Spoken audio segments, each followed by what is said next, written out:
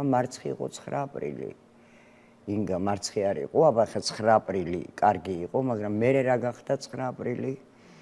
9 აპრილი მე რისი საფუძველი გახდა მიხეილ სააკაშვილმა 9 აპრილი მე გამოაცხადა საქართველოს დამოუკიდებლობის ახალ დღედ. სიმბოლურია საქართველოს დამოუკიდებლობის აღდგენის გამოცხადება 9 აპრილს, ვინაიდან ამ დღეს გადაწყდა საქართველოს ბედი.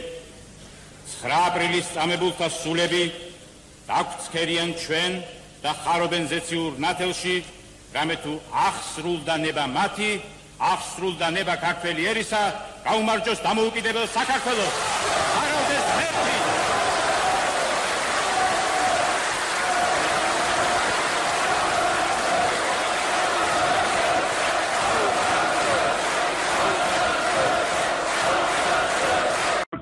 მოგელანდებით ხოლმე.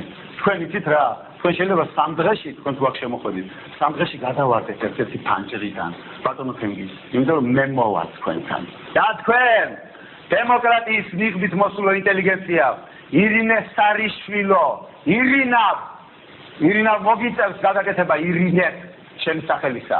მოგიწევს შეფარიცეველო